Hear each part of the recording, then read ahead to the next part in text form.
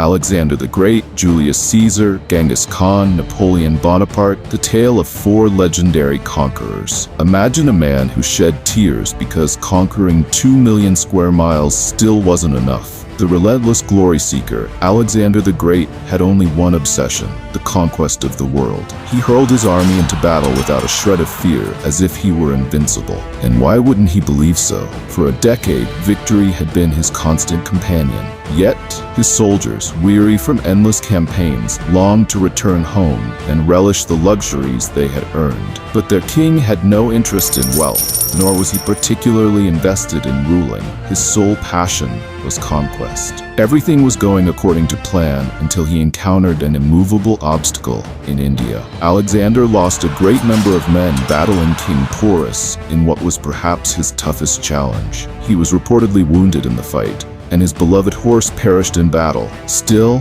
he pushed forward. But across the river stood another colossal Indian army, rested, reinforced, and ready to fight. His own men, exhausted and battered, pleaded with him to turn back, to end the campaign, to return home. And for the first time, the man who never listened to anyone had no choice but to comply. This marked the beginning of his downfall. Notorious for his heavy drinking, he indulged one night to excess and fell critically ill. His ambitious generals, ever opportunistic, gathered around their ailing king and asked, who would inherit his vast empire after his passing? Alexander simply answered, to the strongest. His words sparked a brutal war among his commanders that raged for nearly 50 years. The Macedonian Empire fractured before it could truly solidify. But in truth, Macedonia had never been Alexander's true priority. It had always been about Alexander himself. His condition worsened until he became completely paralyzed, and physicians declared him dead.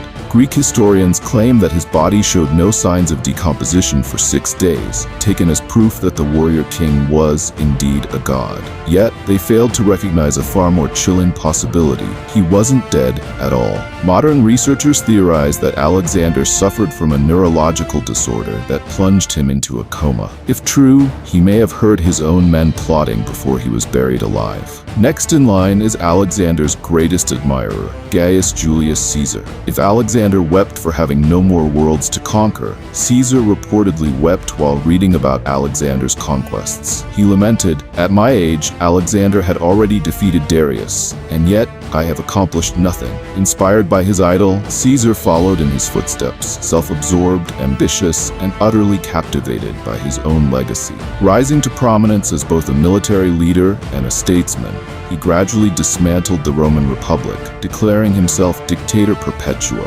dictator for life. And he made no effort to hide his ambitions, once stating, "If you must break the law, do so to seize power. In all other cases, follow it." The Roman Senate feared he sought to establish a monarchy, stripping them of their influence entirely.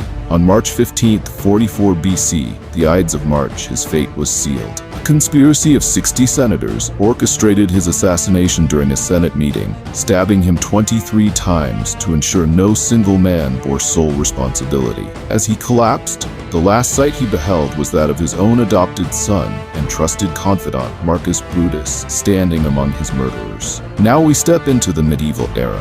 Though the Crusaders defined much of this period, they were ultimately eclipsed by the unstoppable force of Genghis Khan, the terror of the East. He conquered twice the land Alexander had, driven by an unshakable determination to bring the world under a single banner. But unlike Alexander or Caesar, he never claimed to be a god or a divine ruler. He embraced his role as a tyrant, taking pride in his ruthless nature, once declaring, "The greatest joy is to scatter your enemies, drive them before you, see their cities reduced to ashes, hear the cries of their loved ones, and take their wives and daughters into your arms." The details of his death remain uncertain. Persian historian Rashid al-Din suggests he succumbed to the bubonic plague. Marco Polo, the famous Phoenician traveler, wrote that Khan was fatally shot while on horseback.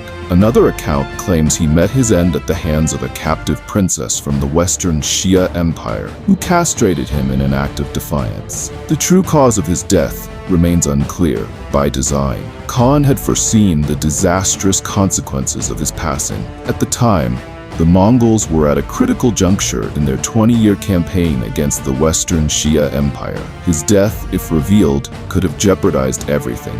Thus, he ordered it to be kept a secret.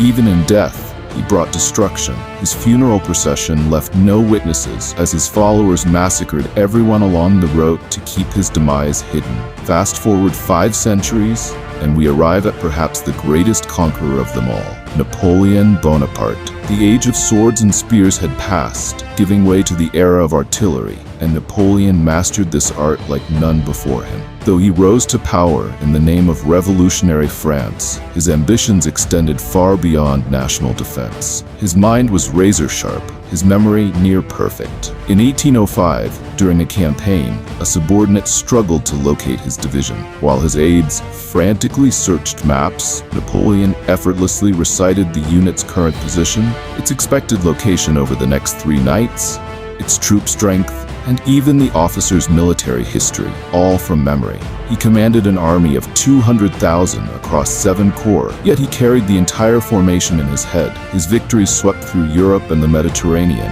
his armies moving like the wind, only louder. But as his empire expanded, so too did the cost. The battles grew bloodier, the stakes higher. Eventually, it all came crashing down at the Battle of Waterloo in 1815. Captured by the British, he was not executed. His captors feared martyring him. Instead, he was exiled to a damp, decrepit bungalow, left to rot with a handful of loyal followers. Even in exile, he refused to abandon his delusions. When hosting dinner parties, men were required to wear military uniforms, and women dressed in elegant evening gowns, adorned with jewels. He lived as though he still ruled.